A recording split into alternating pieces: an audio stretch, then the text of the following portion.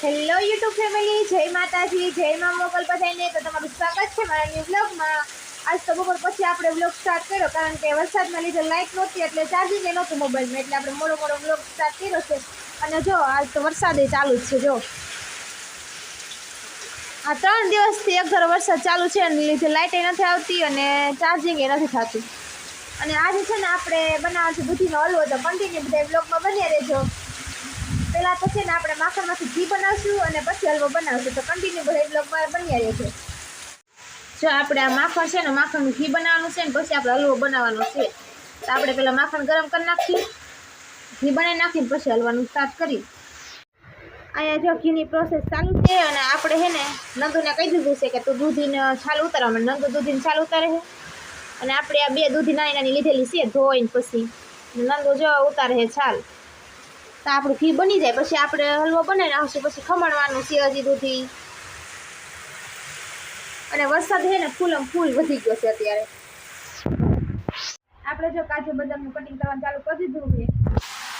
જો અહીંયા કાજુ બદામનું કટિંગ કર્યું છું અને નંદુ અહીંયા દૂધી ખમણે છે. જો દૂધી ખમણાઈ જાય ને આ કટિંગ થઈ જાય એટલે પછી આપણે હલવો બનાવવાની તૈયારી કરવાની છે. અને ઘી તો આપણું ઓલરેડી બની ગયું છે. આપણે જો બધું હલવો બનાવવાની બધી સામગ્રી તૈયાર કરી લીધી અને દૂધી ખમણાઈ ગઈ. જો દૂધી ખમણાઈ ગઈ, ખાંડ લઈ લીધી, કાજુ ને બદામ ને આ ફૂડ કલર છે એ આપણે નાખવાનું છે અને આમાં ઘી છે. હવે આપણે તૈયાર કરી દઈએ હલવો બનાવવાની તૈયારી કરી નાખીએ. હાલો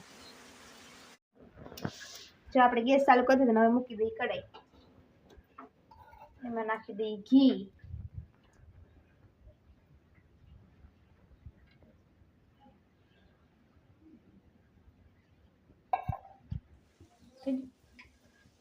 આપણું જો ઘી થઈ ગયું છે. હવે આપણે નાખી દેવાનું.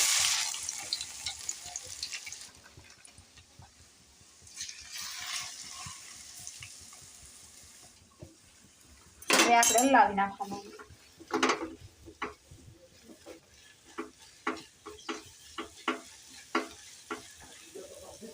અને છે ને આપણે ઘીમાં જ સેડવવાનું છે. ઘીમાં સડી જાય ને પછી આપણે બધું એમાં નાખવાનું છે. આપણે જો આ ઘીમાં અસલનો છે ને પાકી જશે ને. હવે છે ને આમાં આપણે દૂધ નાખવાનું છે. હવે આપણે દૂધ નાખી દઈએ આમાં.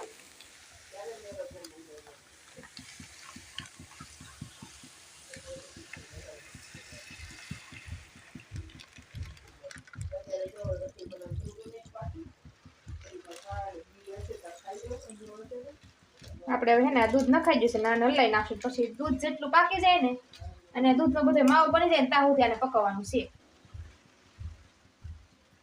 અને ગેસ કરી દઈએ ફૂલ, એટલે હવે છે ને પાકી જાય બધું. આ જેટલું દૂધ નાખેલ છે દૂધનો બધો માવો બની જાય ત્યાં સુધી આપણે પકવવાનું છે. પછી ખાંડ નાખવાની છે આપણે. વરસાદ તો રહી ગયો છે પણ પવન બહુ છે, પ્લસ વાદળા થઈ રહ્યા છે. જોઈ રહ્યા છો તમે બધા લોકો.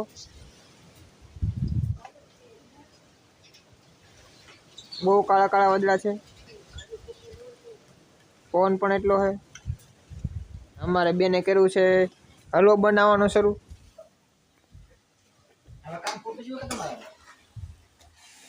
આજે બધું દૂધનો માવો બની ગયો. જો કેટલો મસ્ત માવો બન્યો છે. અને હવે છે ને આપણે ખાંડ નાખી દેવાની છે એમાં અંદર. જેટલી જોઈએ ને એટલી ખાંડ નાખશું આપણે. હવે છે ને આ ખાંડનું બધું પાણી થાય. એ પાણી પાછું બળી જાય ને ત્યાં સુધી આપણે ઓલું કરવાનું છે.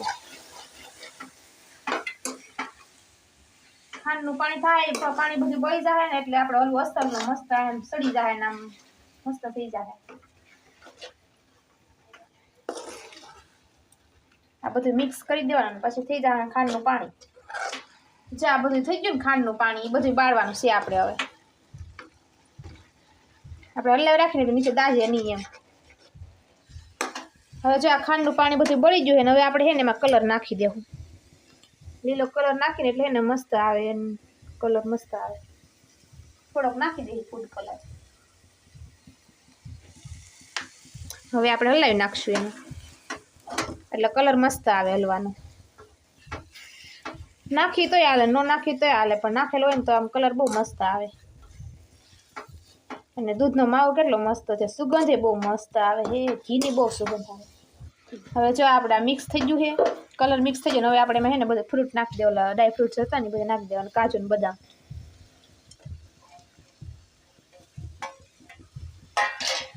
હવે આને હલાવી નાખવાનું.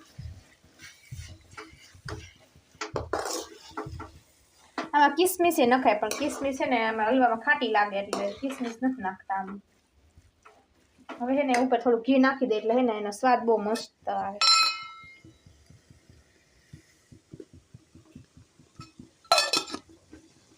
હવે હલાવી નાખવાનું એટલે પછી આપણો હલવો મસ્ત બની જાય.